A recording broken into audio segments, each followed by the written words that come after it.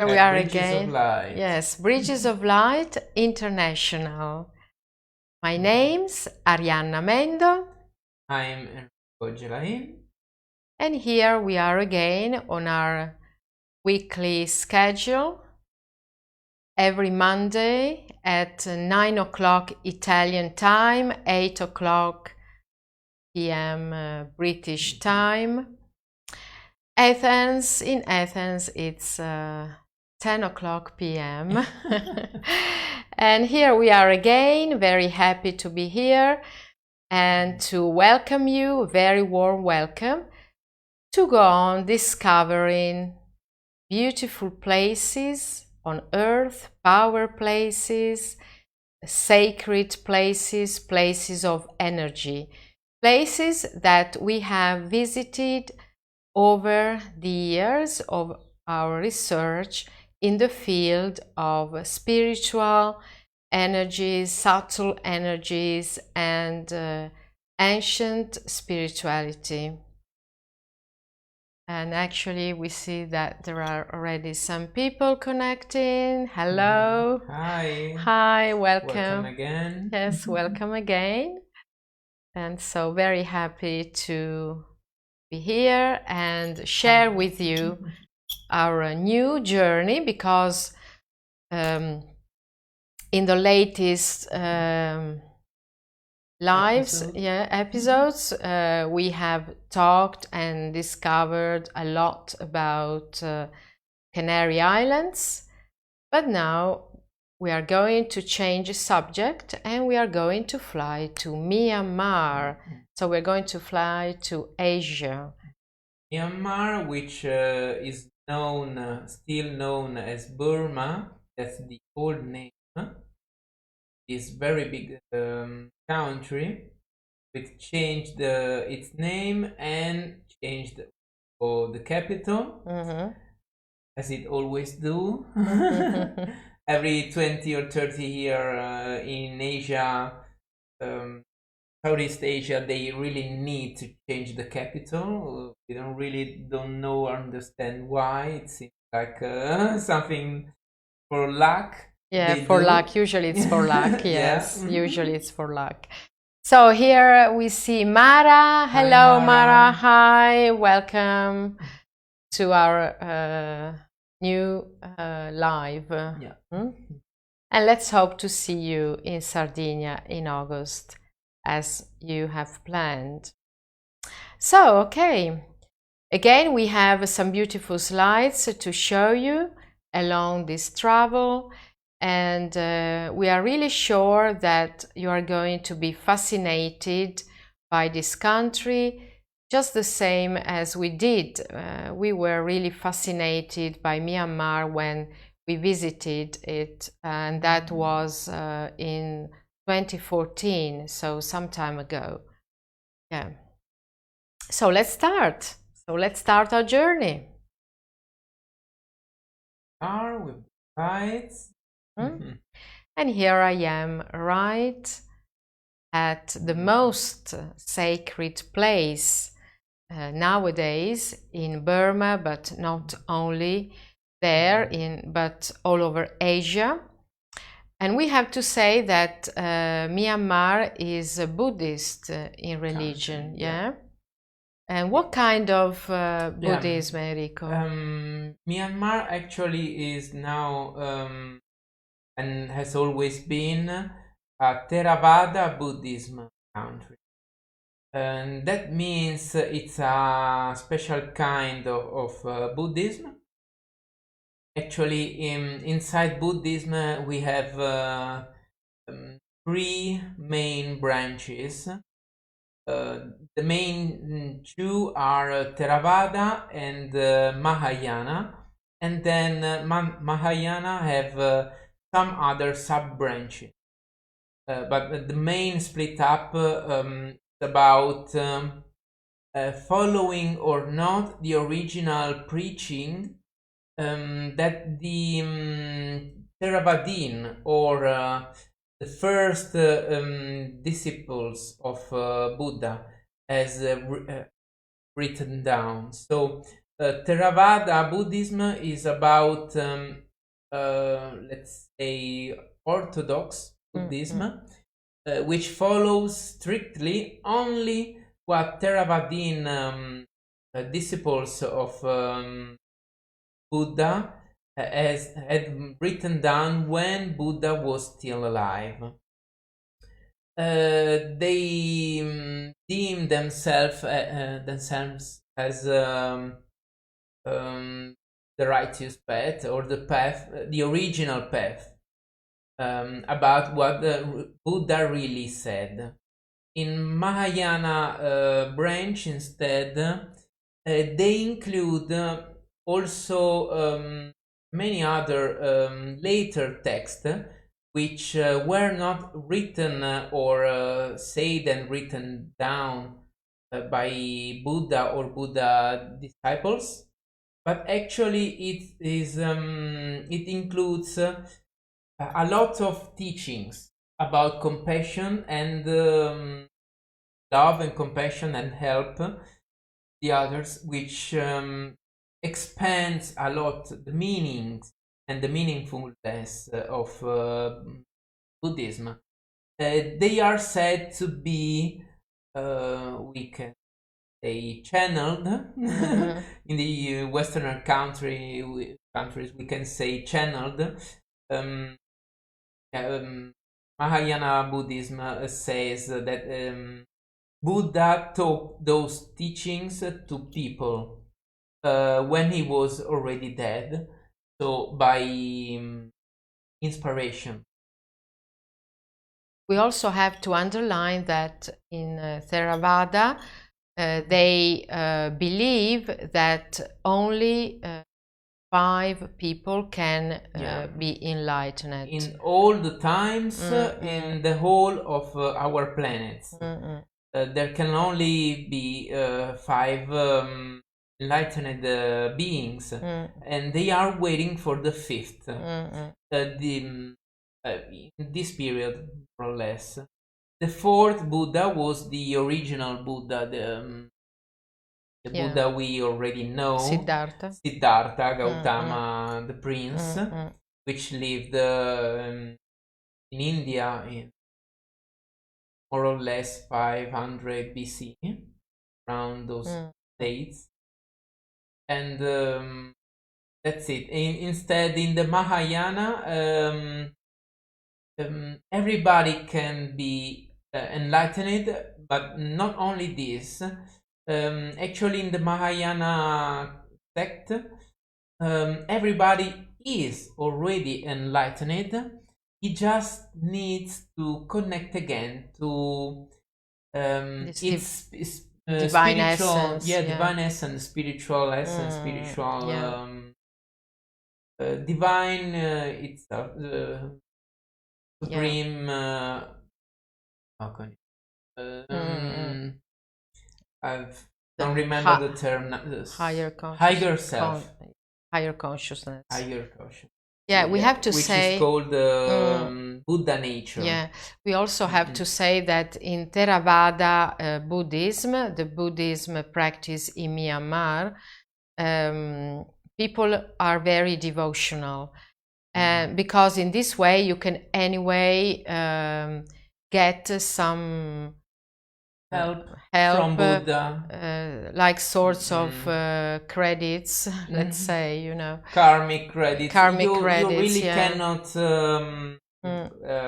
lighten yourself, but you can have more positive credits or discounts on bad credits. That's karmic, right. So your life can be lighter and easier. So for this reason, they are very, very devotional.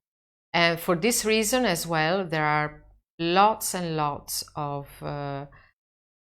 temples. And the most important one, the most famous one, is the one which is located in what was the capital, Yangon, or Rangoon, if we want to say it in English. And what is just behind my shoulders in the slides is actually the stupa of this amazing, beautiful temple.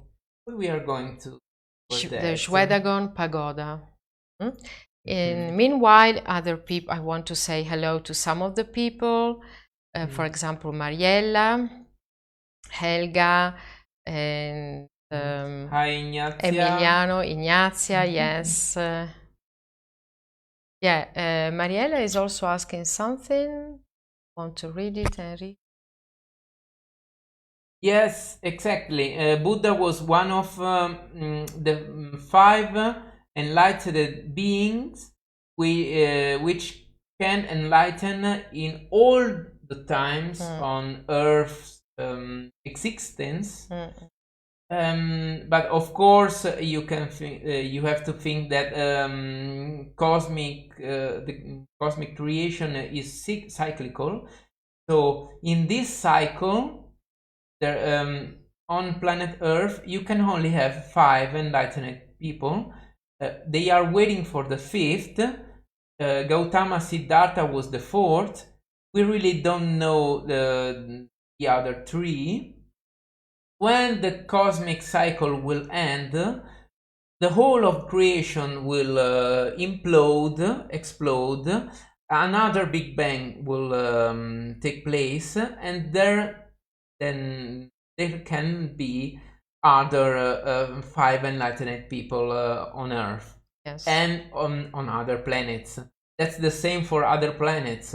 Buddhism, Theravada Buddhism says there are other planets which can have life, and in those planets you can only have again 5 enlightened people. Yeah. For those cycle, for that cycle. We say hello to Fausta, who is watching. Hi, Fausta. Hi. Yes, very happy to see you here. So here is the map of Myanmar. So you can see that Myanmar is really quite big. It's actually the 3rd largest country in Asia.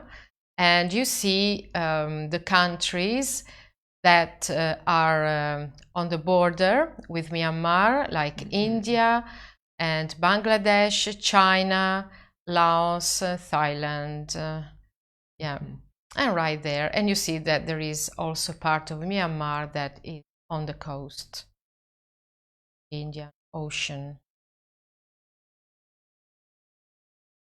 Here we are with the SHWEDAGON pagoda, which is, as Arianna was saying,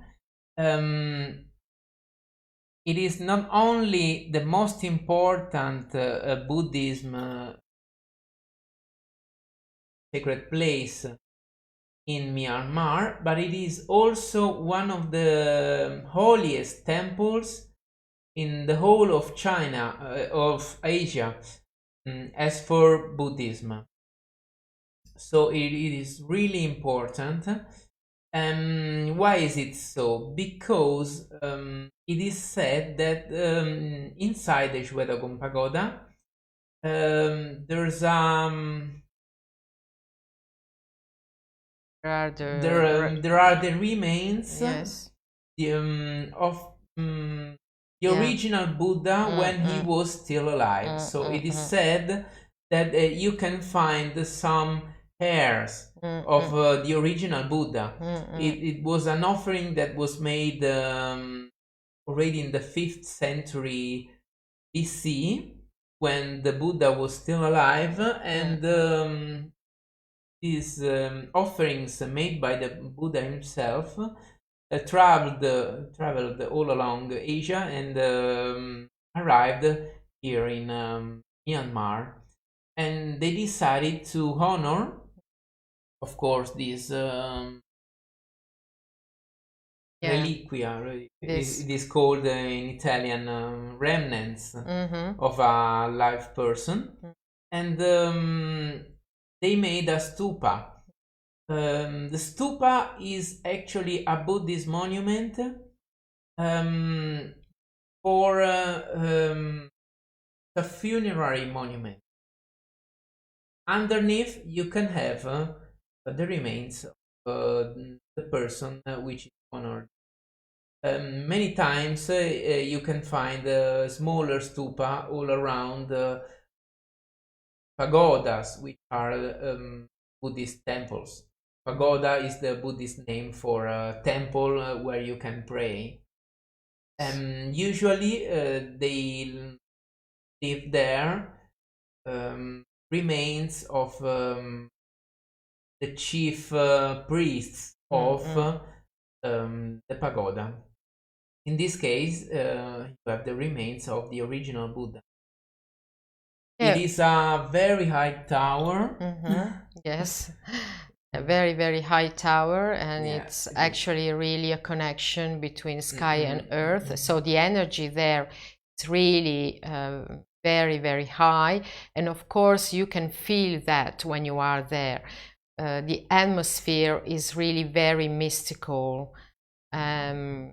You really feel something sacred there.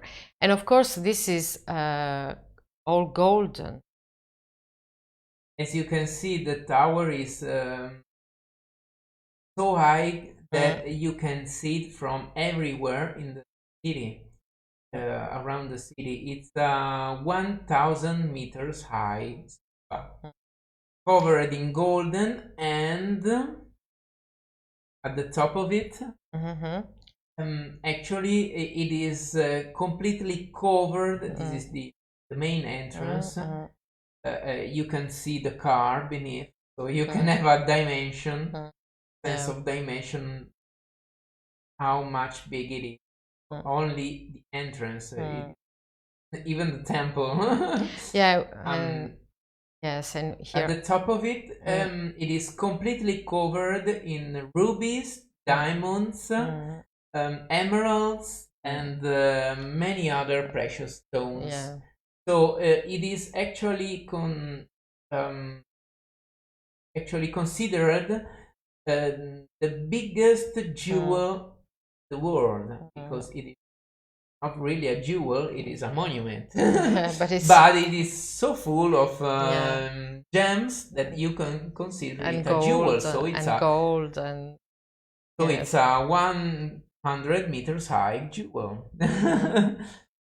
Yeah, and we have to say that Yangon, because Burma was under the British Empire, and so some parts of the city are really very nice with gardens, as you have seen before, and and still has a bit of this colonial atmosphere. And as you see around the pagoda, there is a lot of room, so it's really big all around. There's a lot of space, and people go there not only to pray, because we have to underline that local people go there also to meet other people.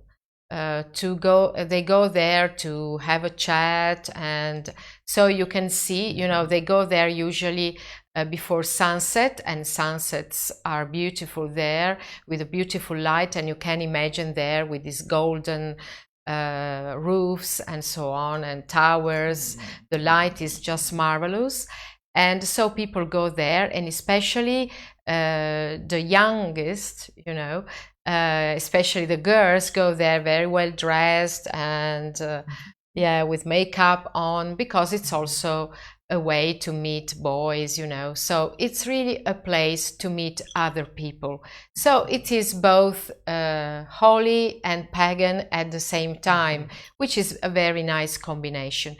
And all around there are also markets where people sell things and you can buy. So it's a very lively place, very, very lively. And this makes this special atmosphere.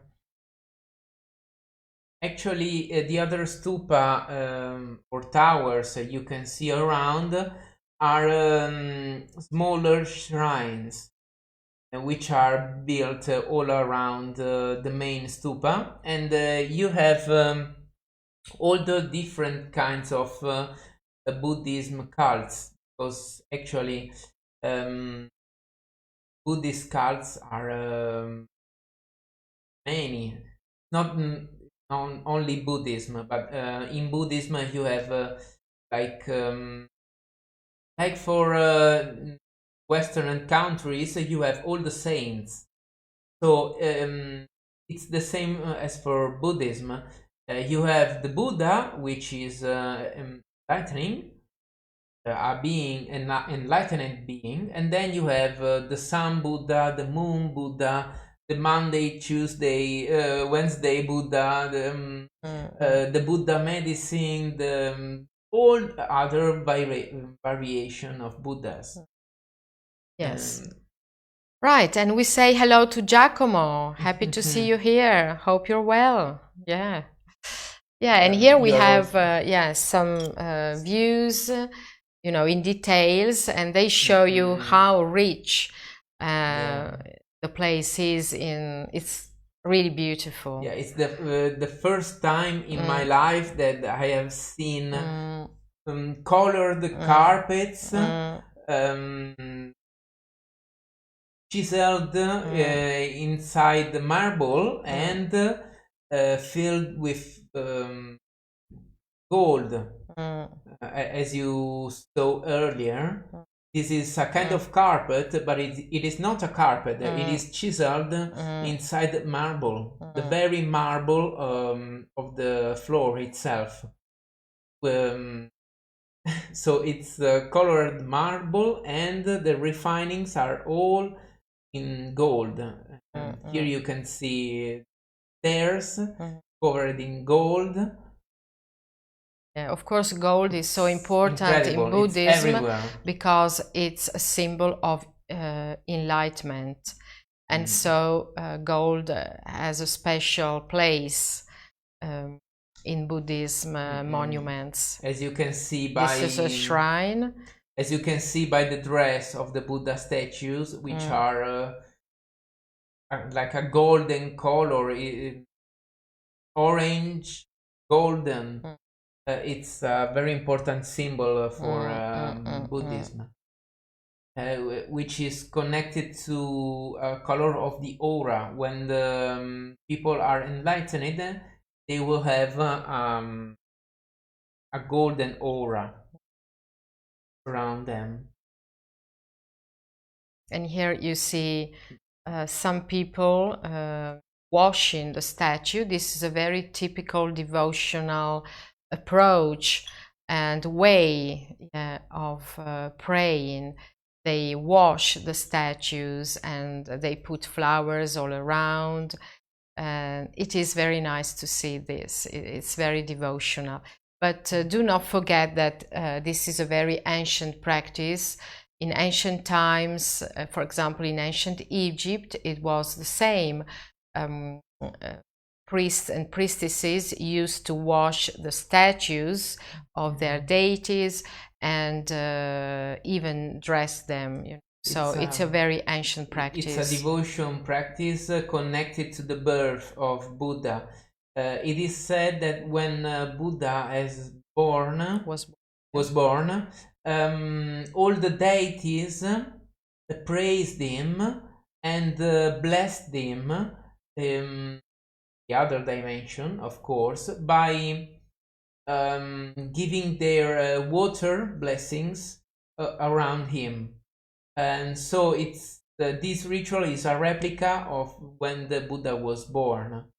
You worship him by giving blessed sky waters.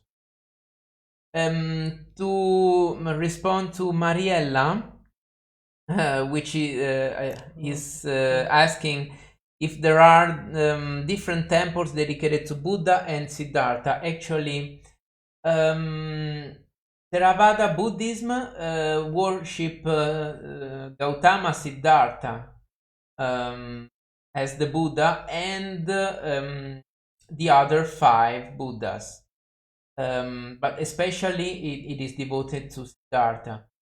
In Mahayana tradition, you don't worship Siddhartha, you worship Buddhahood.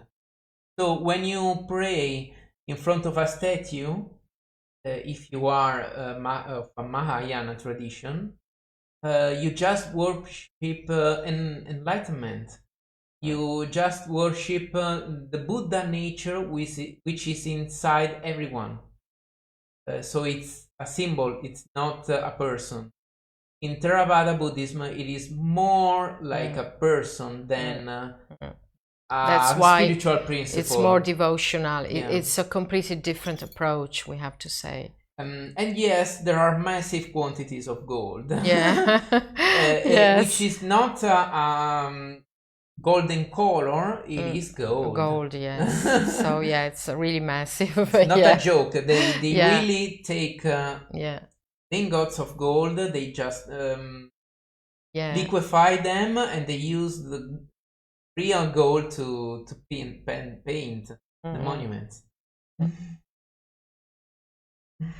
Yeah, and here we see another statue representing Gautama Siddhartha, and this is a very special statue because, as you see, his feet are all with ornaments, with decorations, and yes, yeah. The Chuktakti Pagoda is a very big pagoda.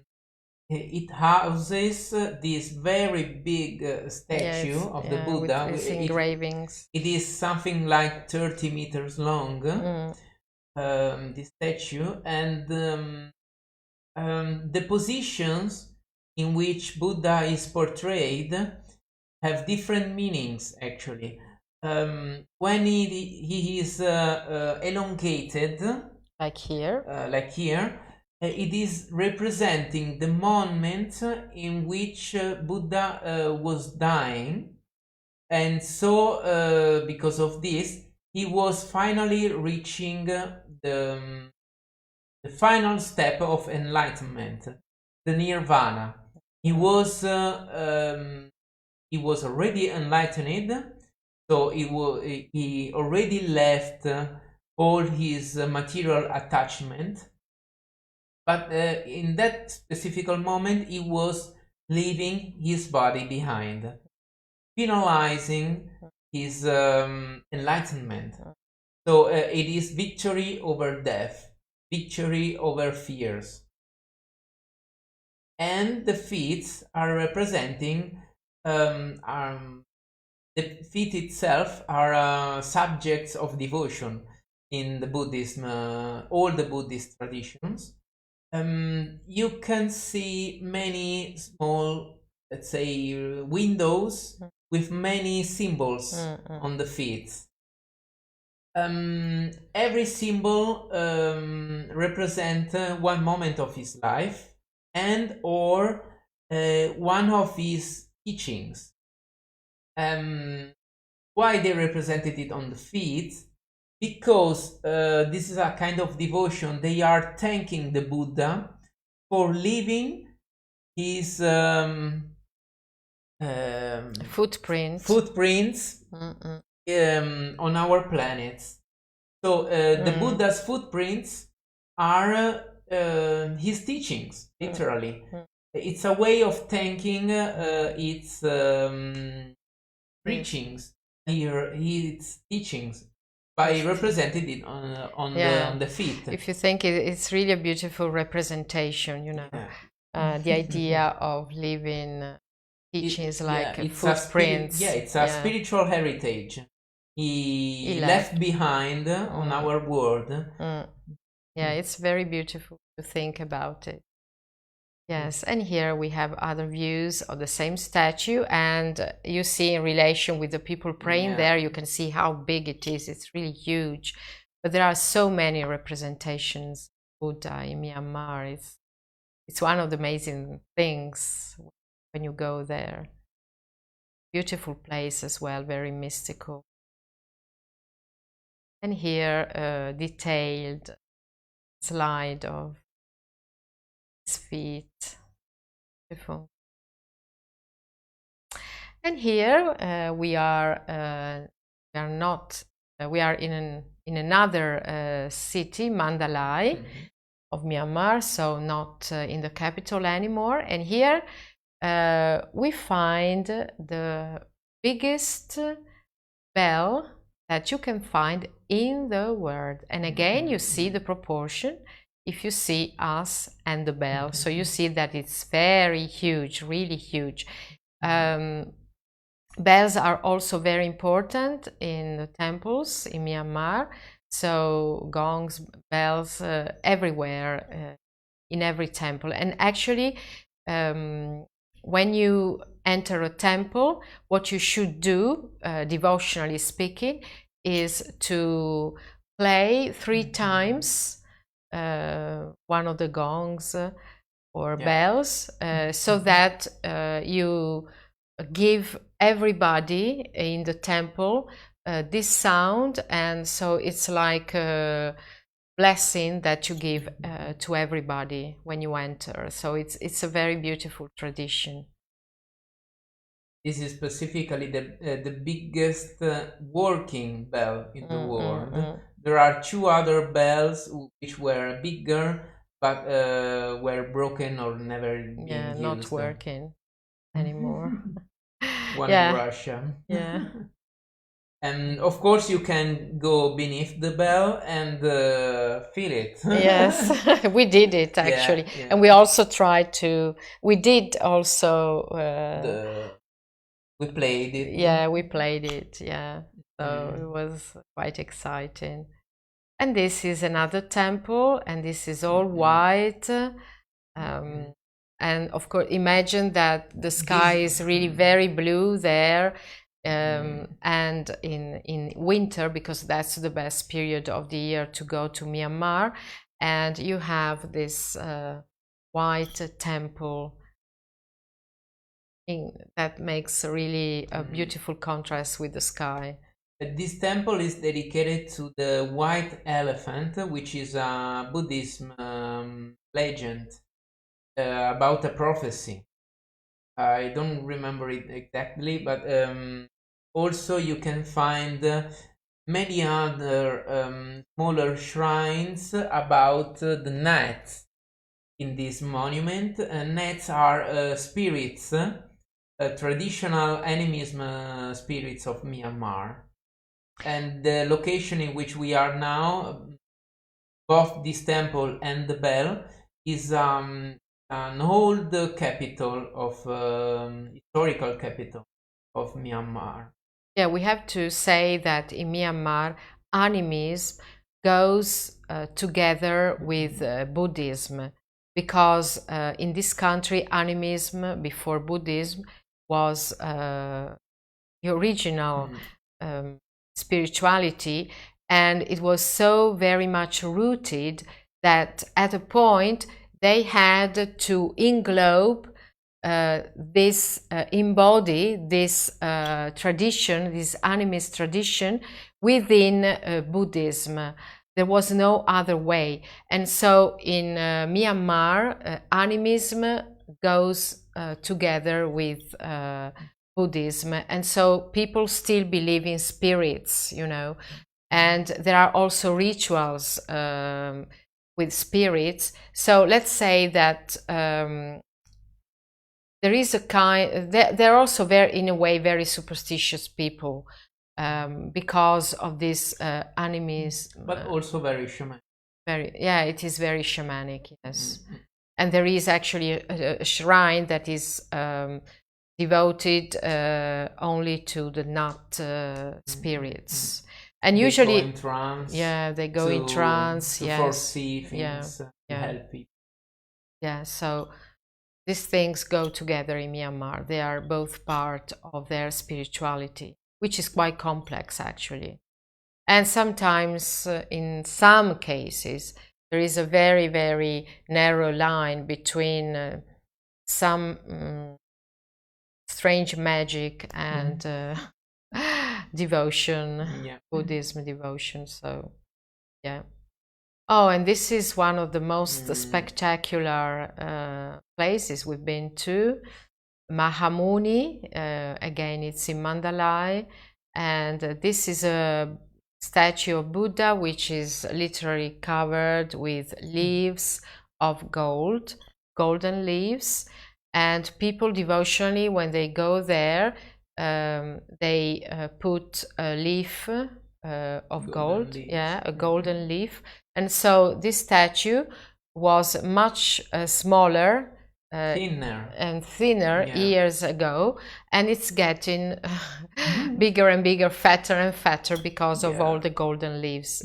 Yeah, and there is actually a very old tradition of making these golden leaves. Everything is still handmade, and workers work like 8 hours a day to make these golden leaves, and it's a very hard work because they have to actually beat and heat, yes, the golden lingot, and they have to heat, and they heat 8 hours a day in order then to have a very, very thin slice of golden leaf. In order to have it cheaper, so you can buy, everyone can buy a golden leaf for maybe dollars to give the offering. Very inexpensive, yes. MAHA literally means the great sage, the great wise man, which is again Buddha or Gautama Siddhartha. And the reason why this figure is so much venerated is that it seems, it is said that this is one of the oldest oldest statues representing the Buddha. And there are 3 statues of the original Gautama Siddhartha Buddha, which were carved at the time when he was still alive. And this is one of the 3 statues in the world. So it seems the face of the real Buddha was exactly as you see it now. So again, this is another of the most important sacred places for Buddhism in the world. Yeah, Marielle is also asking about the quality of life of the people who live in Myanmar. Well, actually, we can say that they are quite poor, and the country itself is really very rich. For example, it's very rich in precious stones, and so there are lots of natural resources, and but most of the resources are in the hands of the government, military. Yeah, even if nowadays the country is more open in a democratic sense, we have to say there are still a military government, and so people are usually quite poor, but they are very quiet people, and yes, they seem to be quite happy because they have this devotion and this spirituality, and they're not that attached to material things, actually. However, as much as we have experienced travels, the more one people is poor, the more it is happy. We have always experienced that. The more is poor, the happier. Poorer, yes, the poorer, the happier somehow. Yes, yes. Yeah, but the philosophy, the way of living in some parts of Asia, at least, are very spiritual, not really attached to material things. And we really have to learn a lot. Yeah. For example, in this place where there are all these laboratories to work gold, you know, they work with gold, and they're not locked at all. They're open space. They have a lot of money going, you know, going around because there are lots of people going there buying these golden leaves. Everything is open and there are no thefts at all. People do not think about stealing. That workshop we saw was really, usually they have at least 7,000, 8,000 dollars in gold and all the banknotes together. So at least usually every day a sum which maybe anybody there could live for probably 5 years with a sum like that. Yes.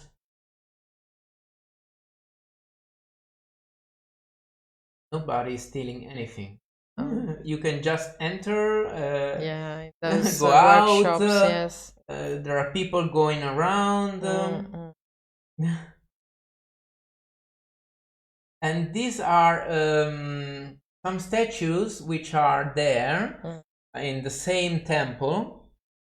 And these are Angkor statues, which were made by the Angkor civilization in the 1200s, in Cambodia. And these are very, very big bronze statues which have a very nice peculiar tradition of being of help for healing. So if you touch the part of the statue you want it to be healed, you will be healed. And we saw actually many people touching. You can also, apart from Enrico, you can see someone, a young guy touching the stones. So they are still worshipped. And there were contacts between Cambodia and Myanmar in those days. And actually, we can also talk about Khmer, Mon Khmer, civilization, ethnic group, Mon Khmer, yes. An ethnic group. It's not really a civilization. The Mon civilization is one. We will see it. Mon civilization lived in Myanmar. Khmer civilization lived in Cambodia, but the Mon Khmer is a single ethnic group. And they are the ones actually built the sacred place of Bagan, which we are going to see. These statues instead were an historical gift from the Angkor kingdom to the Mon kingdom.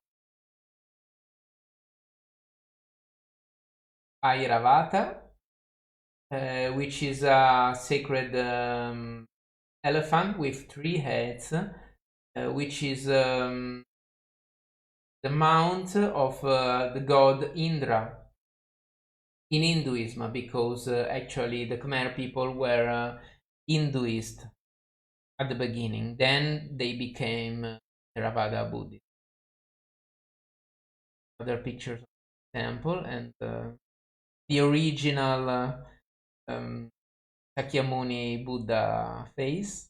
Thinner, much thinner, as you see. Yes. Sakyamuni means the ascetic person from the Sakya family, because Gautama Siddhartha was from the Sakya family. So Sakyamuni is the holiest person of the Sakya family. Another temple, this one again in Mandalay, which Mandalay is a very important place to visit. It's all in a wooden temple, just so beautiful, just amazing to see this, all the carvings. And It is the oldest structure to be preserved in wood, actually, because of course wood is really perishable material. All the other historical buildings perished. This is the oldest wooden monument still preserved nowadays. And here we have a view of Sagaing, again in Mandalay. You see the river, the long river that flows throughout Myanmar, whose name is it's so difficult. It's so difficult to remember for me. And there are all these hills around with, as you see, dozens of temples. It's very mystical, very, very beautiful. And the light in February, we were there in February, is so beautiful. A very nice place. We actually traveled one day by boat. It is much better to travel by boat on a long distance, because by car it's really very hard. Roads are terrible, there are no signs, and actually we travel partly with by car, but we couldn't rent because you cannot rent a car there, so we had a driver. Or otherwise you can also travel by train, but it's an experience that actually is quite terrifying, because trains there are really very, very old. They were built by the British Empire, and they haven't been repaired since. So imagine, it's really terrifying. They go like sometimes 8 kilometers per hour, and they really move a lot, you know. So let's say they dance. Yeah, they dance a lot. So it's quite terrifying. While, you know, going by boat is just a very beautiful experience. Yeah, very beautiful experience. We actually traveled one day by boat. It was really nice. Loved it. If I'm asking to Mariella, if the element, I don't know if you refer in your question to the elements of the previous temple, but it's a teak kind of wood, and it is carved all over the monument. There are different meaning for different symbols, and usually in the Buddhism temples you have different scenes of the life of Buddha with different meanings, so it's really complicated to enumerate all the meanings the carvings of a temple have. If you refer to the carvings of that temple. These Sagaing hills are actually where all the Buddhist monks in Myanmar come to meditate. It is a very famous hillside place for Buddhism meditation. There are really dozens of temples. There's also a very big headquarters for the Buddhism entity, international entity, let's say, organization. The headquarters are here in the Sagaing Hills. It's the only international group of Buddhism. Gold heads. No, gold heads. I understand exactly what you mean, Mariella, but golden is the symbol of illumination, of enlightenment. If you refer to this head, this is again the face, the real face of the Buddha, as we were telling you before. Yes, and gain some views. Yeah, of this beautiful place. You see the light. The light is just gorgeous. Yeah, light is such an important part of one's journeys, you know. When you go to a place, light is always something that impresses. And here again at sunset, you see all this golden, this golden architecture is really enhanced by the light of the sun, especially at sunset. This is a very nice, incredible pagoda, which is at the top of a different hill. It is not in the Sagaing hill, but it is at the top of a very small hill, very close to Mandalay. Very famous for this kind of light effects. It is totally covered in very small mirrors in this case, and gilded, of course. Every piece of mirror is gold, is gilded. Yes. And so you have this incredible effect that and you see people are just relaxing there. Again, they meet there, and it's just such a nice atmosphere, you know, very relaxing. And there, everybody is staring at this gorgeous sunset. Yeah, for you know, a moment, everyone is still watching the sunset. And here a general view. It's beautiful light. And here we have the longest bridge in tech and in the world. In the world, yeah. So it's a record, but I think that Myanmar has many records. And this again is a place where people go and have a stroll in the evening, and it's a nice place. It's nice to have a walk over there. Again, you have gorgeous sunsets. If you are asking yourself why the bridge is not on the water, that's because actually the Ayeyarwady River constantly shrinks during the winter and expands and flows with its flows during the summer when it's the rainy season. So the bridge had to be built with the biggest area to cover, even in the summer during the rainy season, the whole water part. In this case, we were there in winter, so some part of the bridge was dry.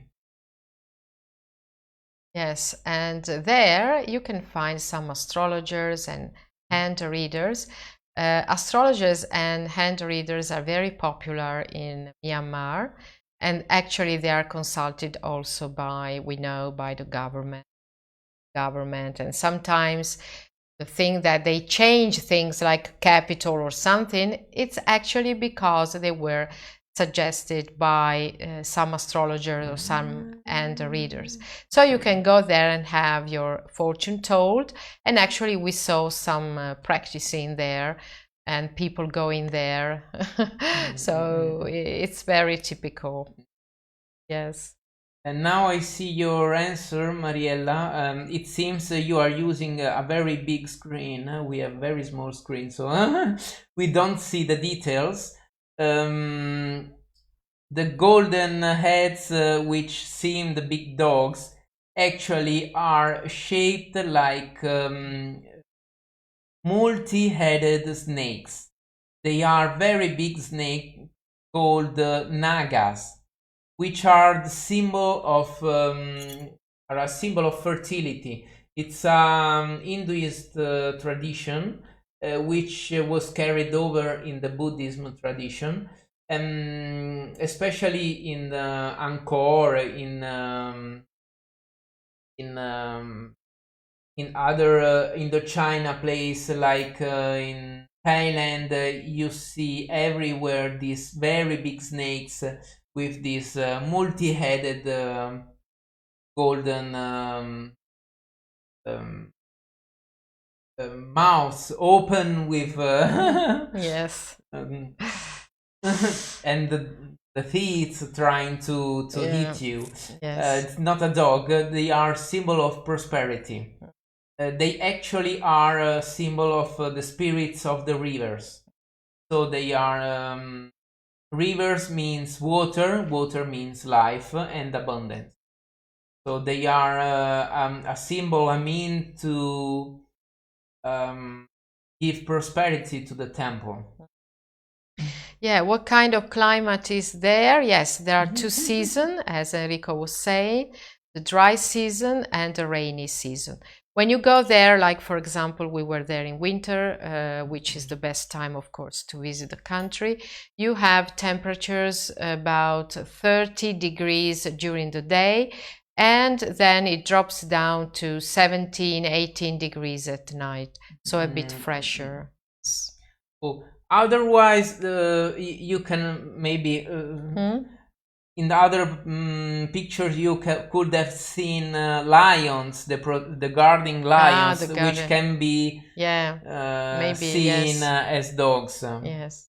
Every temple has 2 guarding lions on each side of the stairways.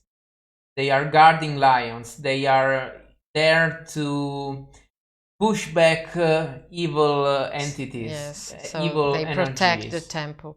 And here you see the beautiful sunset on the bridge of Tek. Another view with all the people, lots and lots of people going there at night and meet, you know, again, we have lots of young people, yes, want to meet. Very romantic as well, I think. And here we have Bagan. Yes, we still have some minutes to see Bagan. Bagan is certainly one of the most beautiful places we have ever seen. There are thousands of temples in different sizes, very small, very big. It's a plain filled with temples, and they date back more or less to our medieval time.